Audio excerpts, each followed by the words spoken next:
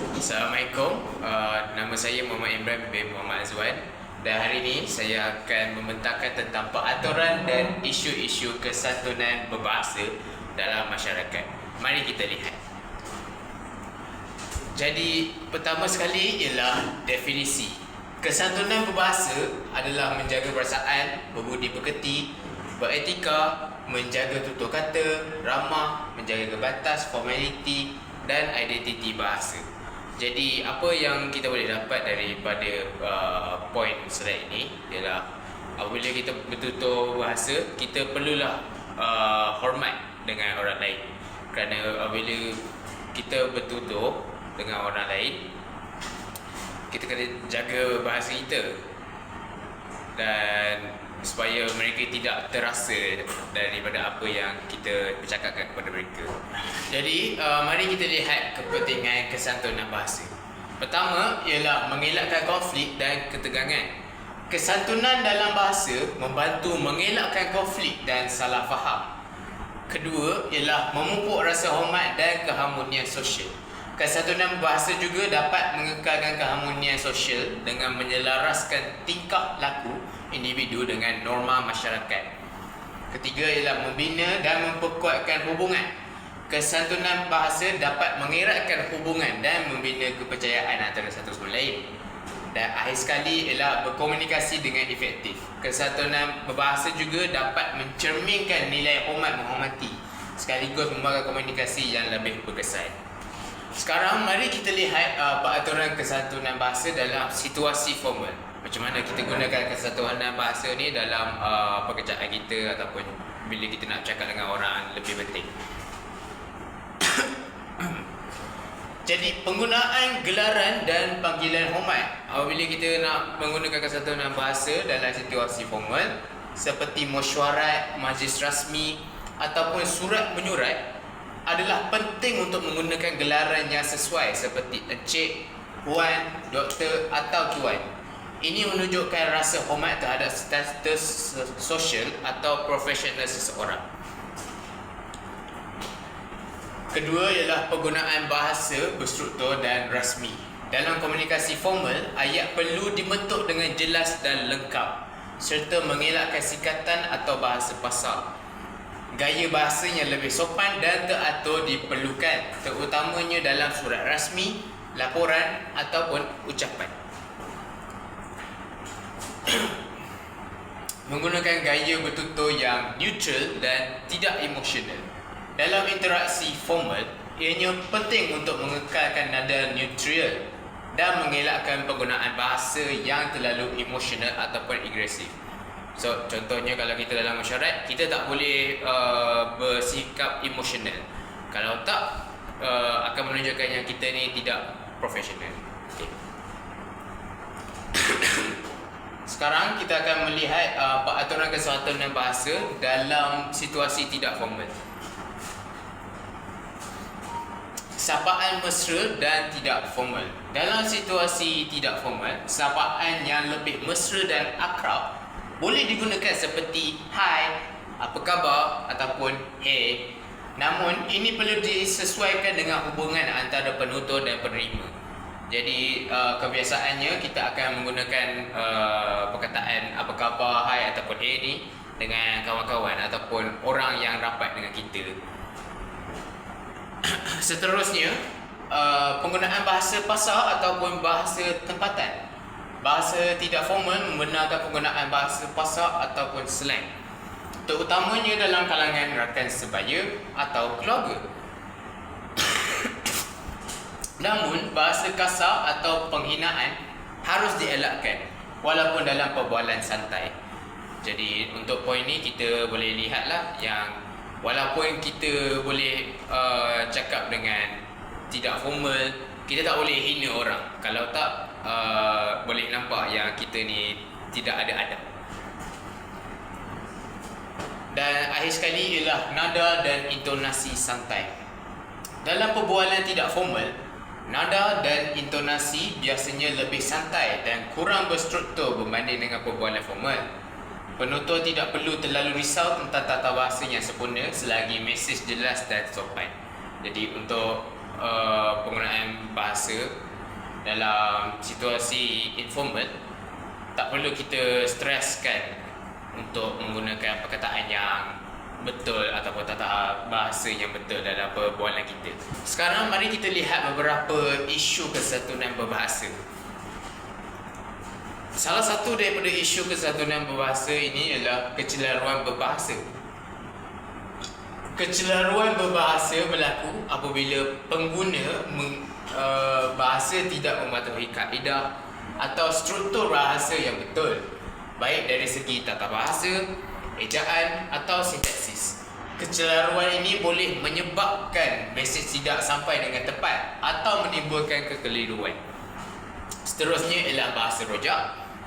Bahasa rojak ialah penggunaan bahasa yang bercampur aduk antara beberapa bahasa dalam satu ayat, seperti mencampurkan bahasa Melayu dengan bahasa Inggeris ataupun bahasa lain. Walaupun fenomena ini semakin biasa dalam kalangan masyarakat bandar, ia dianggap sebagai merendahkan nilai bahasa Melayu. So, contohnya macam tadilah, saya menggunakan perkataan so apabila saya nak bercakap tentang sesuatu. Ataupun macam kita, untuk contoh, I dengar you ni handsome lah. Itu salah satu daripada contoh lah. Dia gunakan perkataan Inggeris dengan Melayu. Jadi isu yang seterusnya ialah pengaruh media sosial. Komunikasi melalui platform media sosial seringkali tidak mematuhi etika bahasa yang sopan. Penggunaan singkatan, slangar atau bahasa tidak formal secara berlebihan boleh mempengaruhi cara berkomunikasi dalam kehidupan seharian. Penggunaan perkataan seperti LOL, OMG atau singkatan yang mungkin tidak sesuai dengan dalam komunikasi formal.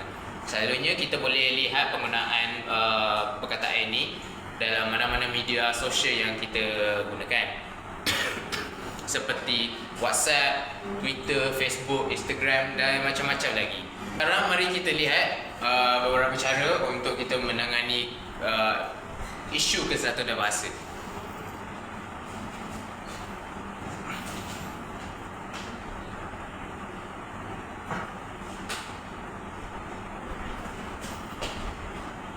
Pendidikan dan kesihatan. Program kesedaran.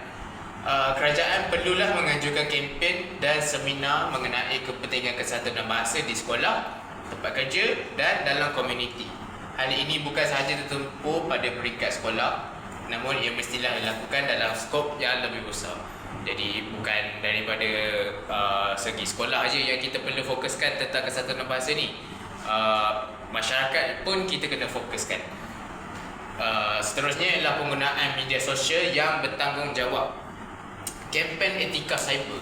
Selain daripada kempen fizikal dengan perkembangan teknologi yang meningkat kini, kita sebagai sebuah komuniti boleh melakukan kempen secara atas talian di media sosial tentang kesatuan bahasa.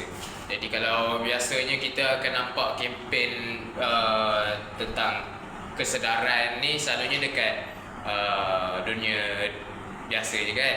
Tapi sekarang dengan teknologi kita boleh buat kempen untuk meningkatkan lagi kesedaran tentang kesatuan bahasa dalam media sosial seperti Twitter, Instagram, WhatsApp, apa-apa lagi media sosial yang kita kenal.